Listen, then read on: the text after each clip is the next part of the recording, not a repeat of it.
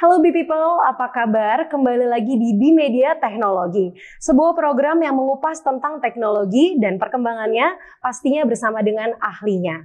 Dan program ini di-syuting menggunakan protokol kesehatan yang berlaku. Dan pastinya di episode kali ini spesial banget karena kita akan mengumumkan siapakah dari B-People yang beruntung memenangkan hadiah giveaway.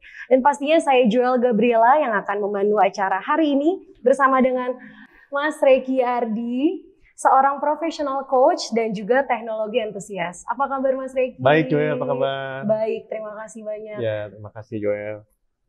Dan hari ini juga Mas Reki ada siapa nih? Kita mau kenal ya? Iya, kali ini kita kedatangan dua narasumber. Yes. Yang pertama itu adalah Bapak Bambang Trisantoso, itu Ya. selaku Koordinator Pemberdayaan Komunitas TIK, Ya.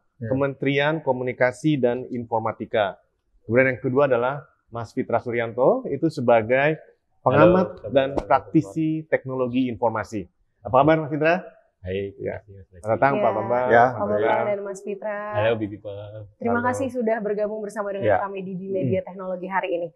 Nah, Pak Bambang nih, seiring dengan perkembangannya waktu dan teknologi ya, menjadi salah satu tantangan tersendiri karena banyaknya informasi yang berkembang di dunia digital. Bagaimana pendapat Bapak tentang perkembangan dunia digital nih saat ini, Pak? Ya, seperti yang kita tahu, total pengguna internet Indonesia itu kan sekarang meningkat Ya. drastis, sangat banyak. Data yang ada sekitar 196,1 juta jiwa Ya. dari jumlah total penduduk Indonesia 266,91 jiwa. Kemudian penetrasi pengguna internet sendiri kan sekitar 73,7% ya. Ya. Kemudian respon yang terhubung ke internet melalui smartphone itu ada 95,4%. Wow, Ini tinggi luar sekali biasa, Tinggi ya, luar Tinggi biasa sekali ya, sekali. Pak ya. Apalagi di pandemi ini semua akan banyak yang beralih ke digital, Digital. artinya melalui internet. Kemudian rata-rata lama waktu yang digunakan oleh orang untuk mengakses internet itu 8 jam. Kita tahu juga perkembangannya terhadap konsumsi berita. Ya. Kalau dulu kan kita masih baca koran, masih Iya.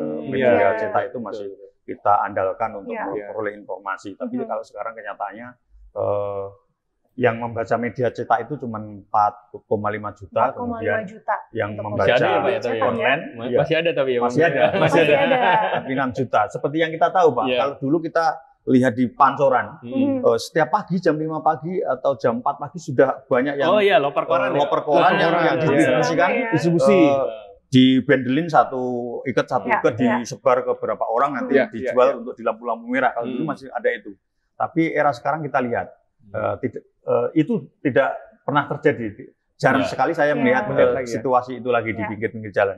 Artinya apa? Orang sudah banyak berubah dari media cetak, konsumsi berita dari media cetak, kemudian dia konsumsi Media online. media online, terutama melalui smartphone masing-masing. Ini Ya. menjadi andalan sekali. Paling juga kalau ada sedikit orang beli koran, tapi untuk iklan jualan mobil dulu.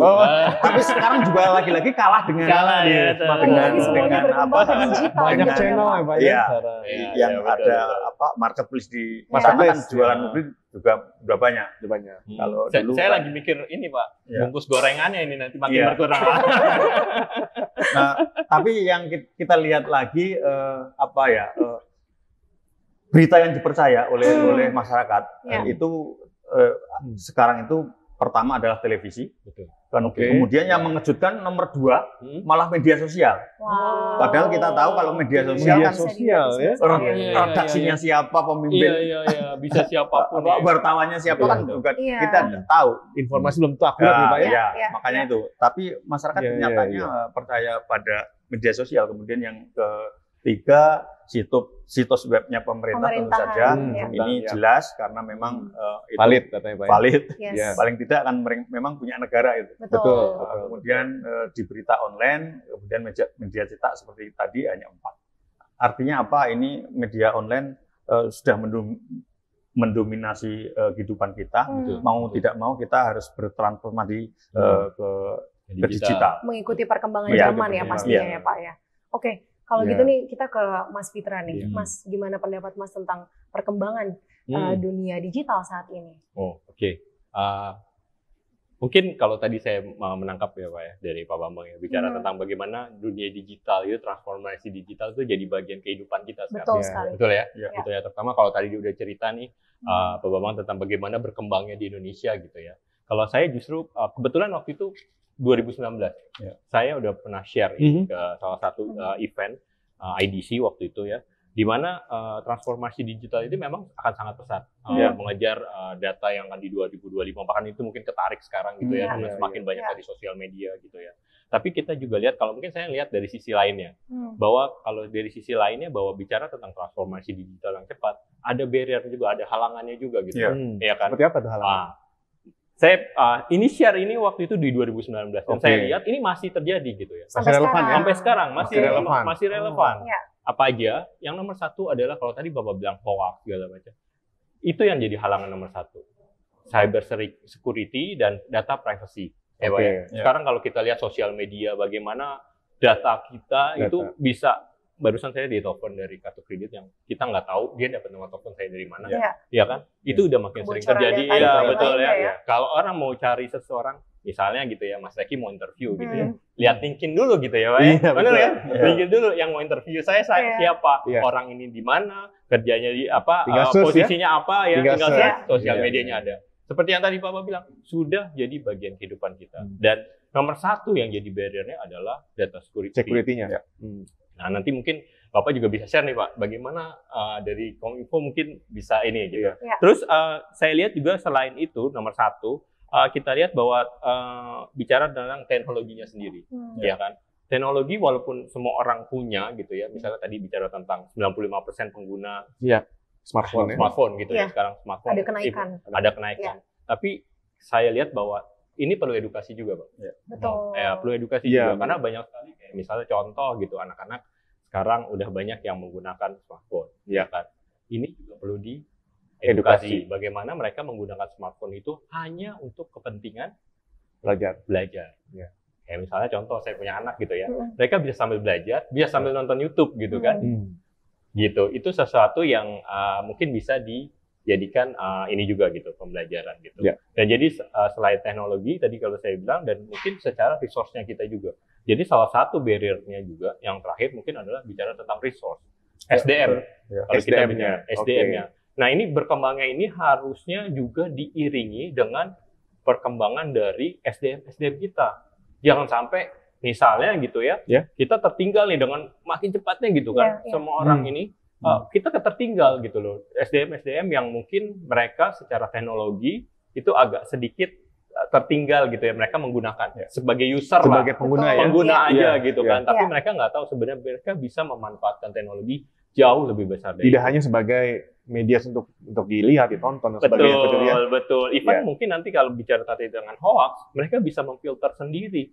Ya kan? Oh, mana ini yang benar, mana yang salah. Oh, ini media yang terpercaya. Tadi kayak misalnya dari sumber government gitu ya, dari kementerian itu akan jauh lebih terpercaya dibandingkan masyarakat. Misalnya lihat dari situs yang mereka mungkin baru lihat pada saat itu. Dan informasinya belum tentu valid. Nah, itu yang terpenting. Itu yang saya lihat jadi salah satu barrier sekarang untuk terutama kita gitu ya sebagai bangsa Indonesia yang menjaga kedaulatan data gitu ya, Pak ya sekarang ya. Menjaga kedaulatan data ini bisa terkena imbasnya gitu. Karena ketidaktahuan dari atau ketidakmampuan SDM kita untuk menjaga itu. Mungkin kira-kira saya gunanya itu ya. Tadi seperti yang Mas Fitra sama Pak Bambang juga sudah bahas tentang hoax dan juga berita-berita negatif yang memang itu terjadi, it happen gitu di saat-saat ini. Kalau dari Kominfo sendiri Pak, bagaimana Bapak melihat kondisi saat ini sih? Tentang hoax ya? Tentang hoax dan juga berita negatif yang terjadi gitu Pak. Kalau untuk penanganan itu kan Kominfo selalu menyaring dan memverifikasi itu hoax atau bukan. Kita ada tim yang memang menangani konten-konten negatif, bahkan kita punya mesin yang 24 jam bekerja dan juga ada yang mengawasi itu menyekrol terus, berputar terus, mengais berita-berita yang hoax, kemudian juga yang berbau pornografi. SARA segala macam itu disaring melalui mesin. Selain itu juga ada kita menerima aduan konten, aduan masyarakat ketika masyarakat mengadukan ada situs yang situs yang bermuatan negatif, SARA dan segala macamnya, itu bisa diadukan ke Kominfo melalui aduan konten.id, kemudian Kominfo akan menindaklanjuti dengan memverifikasi sampai pada penutupan situs kalau yang diblokir itu perlu diperlukan. Dan itu situs membahayakan, misalnya situs cara bagaimana merakit bom, kemudian dipelajari oleh masyarakat yang tidak bertanggung jawab, kemudian dia menjadi teroris, ini kan mengancam desintegrasi bangsa juga. Kalau tentang hoax, kita setiap minggunya juga ada laporan kepada masyarakat terkait verifikasi ini hoax atau bukan. Apakah Kominfo mencari sumber aslinya, berita itu seperti apa aslinya, kemudian disandingkan, kemudian distempel ini hoax. Jadi dua Pak ya? Ini hoax, ini asli. Itu disaksikan. Jadi Kominfo benar-benar menyaring ya Pak yang ini. Setiap minggu bisa dilihat di websitenya. Dan kita bisa melihat Pak ya? Sebagai pengguna, sebagai masyarakat bisa melihat berita yang hoax atau berita yang asli gitu ya. Nah, kalau lihat di slide ini memang kategori temuan hoax ini lumayan tinggi Pak ya, di sisi 3 besar ini, di sisi pemerintahan, kesehatan, politik seperti itu. Dan juga ada beberapa konten negatif ya, seperti itu Pak ya. Nah, ini dari sisi Kominfo sendiri, penanganan seperti apa Pak? Tadi Bapak sudah sampaikan ada disandingkan berita yang hoax dan asli, atau ada cara lain juga sebagai guidance-nya atau apa? Kalau dari sisi Kominfo, selain kita menangani hoax-nya sendiri, yang terpenting kan literasinya kepada masyarakat, Pak. Jadi di kami juga ada program literasi digital yang itu programnya melakukan pemahaman kepada masyarakat bagaimana menggunakan internet secara baik dan benar, termasuk apa yang boleh, apa yang tidak boleh diunggah di internet, terkait dengan adanya UU ITE. Kan banyak masyarakat juga yang nggak tahu kalau kita unggah sembarangan, kena undang-undang, bisa penjara segala macam. Itu juga dilakukan edukasi ke masyarakat. Nanti di sana ada beberapa juga fasilitator yang memang mengajarkan literasi digital itu. Nanti kita akan bicarakan juga. Itu dinamakan apa tuh Pak? Gimana Mas? Boleh? Itu dinamakan apa tuh Pak? Panduannya program dari si Kominfo sendiri? Kalau kami juga ada fasilitator, namanya Pandu Digital. Pandu Digital nih, dari Kominfo. Itu nanti yang akan melakukan literasi digital kepada masyarakat. Ya, menarik sekali. Coba. Nah, ini Pandu Digital sejak kapan Pak diluncurkan oleh Kominfo nih? Pandu Digital diluncurkan Kominfo sejak 2019. Ini termasuk program baru. Dulu kita sudah punya inisiasi relawan TIK namanya. Relawan TIK. Informasi komunikasi. Tapi Pak Dirjen dengan adanya perkembangan teknologi yang baru ini, mungkin namanya juga menyesuaikan. Kalau dulu TIK, sekarang digital, serba digital, makanya muncul istilah Pandu Digital. Jadi dari relawan TIK jadi Pandu Digital. Kebetulan Pak Semi ini, Pak Dirjen kami dulu ada di BP2DK, Badan Pamekasan Desa dan Kawasan. Beliau waktu di BP2DK menciptakan Pandu Desa. Jadi khusus pendamping desa untuk mengajarkan bagaimana desa itu mengenal sistem informasi desa, mempromosikan desanya, kemudian data kependudukan, kemudian juga keuangan desa, seperti itulah. Mengajarkan itu. Kemudian Pak Semi ketika menjadi Dirjen Aptika, beliau mengajar mempromot supaya Pandu ini melakukan literasi digital kepada masyarakat secara umum. Jadi cakupan lebih luas Pak ya? Cakupannya lebih luas. Jadi dan Pandu Digital ini dibentuk di 2019, kemudian 2020 pandemi kami melakukan pembentukannya tidak offline lagi tapi online, secara daring semua. Dan selain pembentukan kami ada TOT dan pemberdayaan. Karena kalau saya lihat soalnya gini Pak, dari sisi market sendiri gitu ya, yang saya lihat itu terutama di teknologi jaringan, di mana sekarang makin banyak juga gitu ya Pak ya, penyedia jaringan ini Kalau dulu semua fokusnya di Jakarta gitu ya Pak ya. Sekarang ini di daerah-daerah mereka mulai membangun. Ini juga ya Pak. Relate sama tadi program ini juga. Iya, termasuk itu. Ya, jadi jaringan-jaringan ini saya lihat beberapa kebetulan ya kita sebagai praktisi IT gitu ya Pak. Jaringan adalah sebagai salah satu yang backbone lah ya, backbone-nya untuk teknologi. Pastinya tadi pengguna smartphone itu nggak akan bisa lewat kalau nggak ada jaringannya gitu kan. Nah terus gimana juga mengolah desanya gitu. Kan kayak gitu. Nah mungkin betul.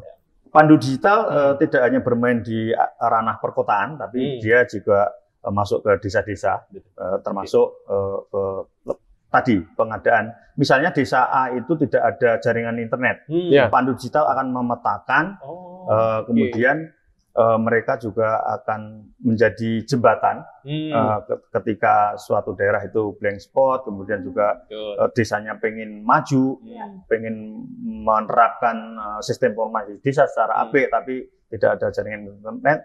Ini Pandu ini menjadi jembatan, dia bisa melaporkan ke pemerintah, ke Kominfo, kemudian ada fasilitasi. Termasuk Pandu ini juga ada yang spesialis untuk membuat tower-tower di desa. Seperti di Tasik itu malah ada sekolah Pandu. Sekolah Pandu itu di sana ada workshopnya, ada pembuatan bagaimana membuat tower, jadi bagaimana mengelas segala macam, kemudian menggelar fiber optiknya, sampai masuk ke rumah-rumah. Mereka bisa melakukan itu sendiri. Ada pelatihannya itu sampai ada tingkat ke sana. Di Tasik bahkan ada Panca Mandala namanya.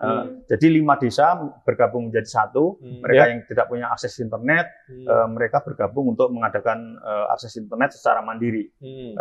Tentu saja dengan menggandeng operator tentunya. Tapi ini dikelola oleh BUMDes. Benefitnya dari masyarakat tadi dikelola oleh BUMDes. Masyarakat bisa dapat kuota dengan murah, tapi uangnya ini tidak lari keluar karena dikelola oleh BUMDes. Nah, ini juga sangat menarik.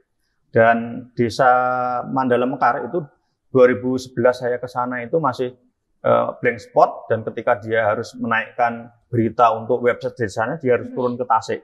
Yang jaraknya sekian kilometer ya. Kita padahal 2 jam perjalanan. Itu dia kalian begitu. Jadi setiap seminggu sekali dia turun ke desa untuk menaikkan apa yang dia tulis itu.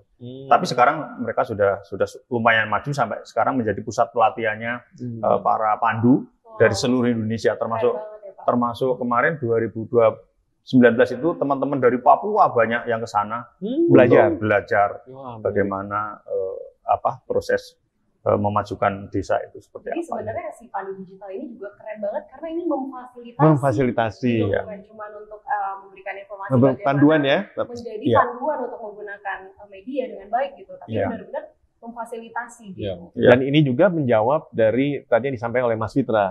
Salah satu tantangan adalah sumber daya. Dan ternyata Kominfo memiliki jalan keluarnya itu dengan ada Pandu digital, sumber daya. Betul ya. Itu banyak pelatihan-pelatihan SDM yang dilakukan oleh Kominfo, misalnya oleh Litbang SDM itu kan dia punya program Digital Talent Scholarship itu. Jadi beasiswa gratis yang untuk anak-anak SMK, anak-anak SMA, mahasiswa, diajarin security, diajarin macam-macam lah. Betul. Itu gratis. Pak ya? Enggak, itu biasanya dipusatkan di perguruan tinggi. Misalnya wilayah barat, perguruan tinggi mana, Manado di mana itu. Manado Samratulangi misalnya gitu. Di Jogja, di UGM, di sini di UI, segala macam itu ada. Dan itu jumlahnya sangat besar yang dilatih oleh Kominfo. Itu di tataran intermediate di SDM yang kedua. Yang tadi kan literasi digital kan dasar di layer pertama. Di layer pertama kan kalau sudah di layer kedua berarti udah harus upgrade skill nih. Betul Pak. Termasuk pandunya ini ada 3 tingkatan, ada bed merah, ada bed biru, kemudian ada bed hitam. Ini nanti untuk naik tingkatan ini juga nanti ada TOT-nya khusus, ada persyaratannya. Kalau ada standarisasi gitu ya Pak ya, berarti ya. Secara SDM-nya juga ya. Yang paling tinggi bed hitam, ini biasanya sudah tingkat pengambil kebijakan lah. Mereka yang sudah tingkat pengambil kebijakan. Makanya kemarin kita juga promote ke beberapa kepala daerah, misalnya ke Bupati, ke Pak wali kota, kemudian di Solo Mas Gibran Raka Buming, kita juga kasih badge pandu digital kehormatan, badge hitam, karena beliau mendukung program ini, kemudian menjalankan program digital ini di daerahnya. Menarik sekali. Jadi benar ya Pak Kominfo bersinergi dengan beberapa pihak gitu ya, dengan banyak pihak. Iya betul Mbak, kita memakai skema pentahelix yang dimana di dalamnya ada beberapa stakeholder yang bekerja sama dengan kami, antara lain dengan perguruan tinggi, kemudian dengan bisnis, dengan swasta, kemudian juga dengan beberapa stakeholder, termasuk komunitas. Komunitas TIK ini siapa saja, bisa itu dari mana aja lah. Bisa gitu ya Pak ya, untuk berperan serta aktif ya. Bisa. Karena kalau saya lihat dari sisi market sendiri Pak, bicara tentang perguruan tinggi ya, saya lihat di setahun terakhir ini, terutama setelah pandemi, bahkan perguruan tinggi juga berubah, bertransform gitu kan, ya kan, yang tadinya mengajar secara langsung, sekarang semua mengajar secara daring gitu kan, secara online gitu kan. Dan ini juga tadi seperti yang saya cerita, saya juga kaget Pak, ini perubahannya dari kalau dulu gitu ya, saya ingat banget gitu ya belajar ke kampus itu adalah sesuatu yang mungkin teknologinya mungkin udah lewat gitu kan. Nah sekarang justru kampus-kampus berusaha untuk menerapkan tadi kalau bicara tentang digital transformasi secara teknologi, sekarang bicara tentang kontainer gitu ya, teknologi kontainer, virtualisasi itu jadi satu bagian yang umum, Scrum buat project manajemennya gitu, sesuatu yang memang lagi tren di global gitu ya, itu akan sangat mudah untuk diadaptasi di perguruan tinggi ini. Dan diaplikasikan ke perguruan tinggi sekarang. Betul, diaplikasikan perguruan tinggi, dan pada saat mereka keluar, kan kalau dulu bisa terjun langsung ke lapangan Pak. Betul. Itu. Tadi yang misalnya Pandu Digital ini kan mengajarkan di berbagai sektor. Ada sektor UMKM, ada sektor pendidikan, kesehatan, kemudian ada pariwisata, desa digital, termasuk petani dan nelayan go digital. Ini sebenarnya mengacu kepada program-program yang ada di Aptika Kominfo, supaya pandunya ini bisa support ke direktorat lain tentang program yang mereka lakukan itu ya. Kira-kira seperti bisa berperan mengawal juga. Di sektor pendidikan juga gitu Pak. Seperti yang Bapak katakan, pandu ini juga nanti kalau mengajarin kepada guru-guru misalnya, ya mereka mungkin mengajarkan bagaimana mengajar dengan Google Classroom dan sebagainya. Gitulah. Jadi sudah ada ya? Iya. Menarik sekali ini. Menarik sekali topiknya nih Pak. Dari sisi pelaksanaan pandu digital, kira-kira ada kendala nggak sih Pak? Kominfo dalam menerapkannya seperti itu? Karena ini program baru, saya kira kalau kendala pasti ada ya nantinya. Tapi kita akan berusaha bersinergi dengan semua stakeholder. Baik. Kendalanya mungkin tidak semua orang paham apa itu program pandu digital, karena kita juga sosialisasi ke masyarakat kan memang juga agak sulit ya. Ini kan kalau tidak besar-besaran kemudian ditembus dengan media-media yang besar, kan kita juga gaungnya tidak akan kelihatan. Makanya kita dengan Bimedia ini juga kita dalam rangka kampanye Pak ya, kampanye promosi agar program pandu digital ini dikenal di masyarakat. Ini mungkin yang menjadi kendala dan concern kami, melewati tantangan itu nanti seperti apa, karena tak kenal tak sayang. Betul Pak. Bagaimana mereka mau bergabung menjadi pandu, anak-anak muda kita, kalau mereka belum tahu apa itu pandu digital, manfaatnya apa, kenapa saya harus bergabung menjadi pandu, saya mendapatkan apa kalau menjadi pandu digital, benefitnya apa, itu juga harus dikampanyekan ke anak muda supaya mereka tahu. Sebenarnya kata-kata pandu sendiri kan ada di lagu Indonesia Raya. Aku jadi pandu ibuku. Artinya semua masyarakat Indonesia yang masih muda dan mempunyai ilmu yang tinggi, kira-kira punya kewajiban untuk meningkatkan kualitas SDM Indonesia. Waduh, ini program yang sangat bagus sekali ya. Karena transformasi digital ini tidak bisa dilepas, harus mengawal dan semua masyarakat supaya bisa terlibat. Kemudian juga ada yang secara khusus untuk mengawal transformasi digital seperti apa. Makanya perlu pandu digital ini. Bagaimana nih Pak untuk mungkin people di rumah yang mau bergabung itu bisa melewati. Saya baru menanya itu tadi. Nanti pas banget ya Mas ya. Sebagai praktisi IT gitu ya, banyak sekali sebenarnya mereka, kalau saya lihat ya Pak ya, banyak sekali generasi muda gitu ya, mereka belum tahu bagaimana menyalurkan ininya, bakatnya gitu, dan ilmunya, mungkin perlu bimbingan juga nih kalau tadi Mas Reki bilang profesional coach gitu ya, ya kan mesti sejalan nih gitu kan, ada yang coachnya, bisa ada juga profesional coach masuk pandu juga boleh. Mas Reki bisa langsung berarti. Boleh, karena tidak perlu semua orang IT. Karena bagaimana orang IT pun juga diperlukan misalnya public speaking seperti apa. Pandu termasuk pandu harus itu Mbak. Karena orang teknologi biasanya jago di ngoding, tapi ketika ngomong melatih ke masyarakat komunikasi, itu perlu saling mengisi, makanya perlu juga masuk pandu. Kita siap membantu, Pak. Seperti itu. Menarik sekali ya, Joel ya. Benar banget. Dan untuk masuk ke pandu sebenarnya ini tidak ada batasan umur kalau kita melihat umur ya, bisa sampai berapa lah, 55 boleh lah masih menjadi pandu. Saya masih masuk. Masih. Saya kita masih muda. Karena apa? Definisi kepemudaan di kantor pemuda olahraga kan sampai berapa tuh? 50-an ya? Kalau nggak salah. Saya kurang tahu juga. Sampai 50-an. Iya, kadang-kadang ini definisi agak blur ya, Pak ya. Kalau mau menjadi pandu, terutama harus melewati seminar dan workshop pandu digital yang kita adakan. Biasanya bisa dipantengin di websitenya kita, pandu.kominfo.go.id. Di sana nanti ada berita tentang seminar pembentukan pandu digital misalnya. Di sana harus mendaftar dulu di by system, kemudian kalau sudah terdaftar dia akan diverifikasi menjadi peserta, kemudian ikuti peserta workshop sama seminarnya. Di akhir seminar dan workshop itu biasanya ada post test. Ini yang menentukan dia menjadi pandu atau tidaknya. Menarik. Kalau dia lulus post test, kalau dia lulus post test di seminar dan workshop, dia akan menjadi pandu. Otomatis by sistem itu dia akan terima sertifikat. Dia bisa mengunduh sertifikatnya melalui sistem. Kalau di sertifikatnya ada badge pandu merah, berarti dia lulus menjadi pandu. Tapi kalau tidak ada label badge merah, berarti hanya lulus sebagai peserta. Sama-sama bisa mendownload sertifikat, tapi bedanya itu ada logonya pandu. Yang satu menjadi pandunya, seperti itu. Menarik. Perlu dicoba nih. Perlu banget dicoba ya, Mas ya. Dan kalau sudah lulus menjadi pandu badge merah, berarti mereka sudah boleh mengedukasi masyarakat terkait tentang literasi digital dasar tadi atau yang lain. Kemudian kalau dari sisi Kominfo, nanti pandu-pandu yang sudah terbentuk ini juga akan di TOT dengan materi-materi yang mendukung sektor ke-5 sektor tadi, antara UMKM, pendidikan, dan segala macam.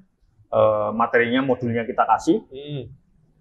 Ini modul cuman untuk apa ya, supaya ada pegangan dan keseragaman aja, tapi tidak mungkin nanti ketika terjun ke masyarakat mereka harus mengajarkan itu, karena yang benar adalah pandunya terjun dulu ke satu desa atau daerah, mematakan dulu kalau UMKM yang daerah itu potensinya UMKM apa aja, produknya apa aja, kemudian ibu-ibunya atau bapak-bapaknya yang terlibat, kemudian yang dibutuhkan pelatihan apa mereka, misalnya pengemasan produk atau foto produk, atau jualan di sosial media, atau bahkan dulu kita pernah di Pemalang di suatu desa itu, ketika pandunya terjun ternyata mereka tidak sesuai dengan apa yang kita kira gitu, tidak sesuai dengan ekspektasi kita. Ternyata ibu-ibu masih pegang mus, masih belum bisa. Kemudian harus kita mengajarin buat email dulu segala macamnya.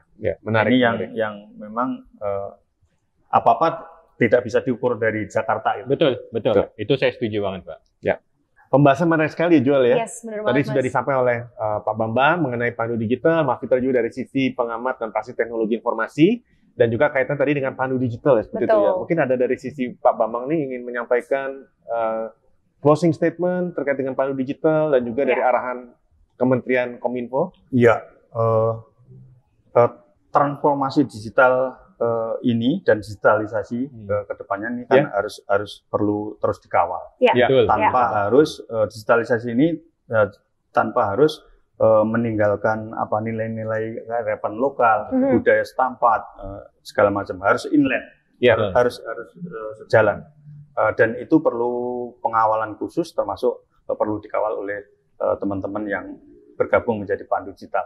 Makanya kita berharap masyarakat semakin banyak bergabung menjadi pandu digital agar supaya punya passion untuk meliterasi digital masyarakat, mengedukasi masyarakat tentang bagaimana memanfaatkan teknologi digital seperti apa, kemudian supaya SDM Indonesia ini benar-benar maju, kemudian kita juga sejajar menjadi bangsa maju seperti bangsa-bangsa yang lain. Menarik sekali. Dari Mas Fitra mungkin ada mungkin menambahkan sedikit tuh Pak ya dari tadi. Kalau saya lihat bahwa mungkin saya mengajak nih dari praktisi IT juga Pak ya. Jadi kalau dari pemerintah sudah melaksanakan program ini, mari kita dukung program pemerintah barang-barang kita sambut dari sisi industrinya, dari IT industri, gimana kita bisa bantu di program ini dan kita bisa tadi menjaga kedaulatan data, betul ya Pak ya. Terus menjaga kearifan lokal pastinya gitu kan, dan kita bisa jadi salah satu kalau bisa dibilang salah satu top IT gitu ya di seluruh dunia globally gitu. Itu ini Pak, cita-cita semua orang di Indonesia Karena kita punya resource yang banyak. Kalau tadi saya di awal saya bilang gitu ya, kita punya teknologi, kita punya resource yang banyak. Dengan program ini, insya Allah kedepannya kita akan jauh lebih baik. Karena memang semua stakeholder ini harus saling mendukung ya Pak ya. Dari semua pihak, baik pemerintah, kemudian dari sisi praktisi, dari sisi industri teknologi informasi, dan juga dari sisi masyarakat, dan juga dalam mungkin dari sisi B-People juga untuk bisa mendukung program Pandu Digital. Demikian juga? Betul banget. Nah, Mas Riki, sebelum kita akhiri nih perbincangan sharing hari ini, kita mau mengumumkan siapakah yang beruntung memenangkan hadiah giveaway dari B-Teknologi. Mari kita undi sekarang.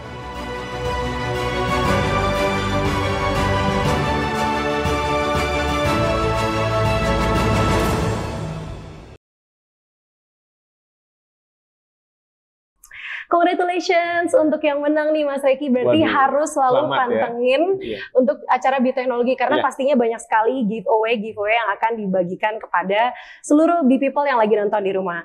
Dan hari ini kita juga mengucapkan terima kasih banyak untuk Dell Teknologi Indonesia.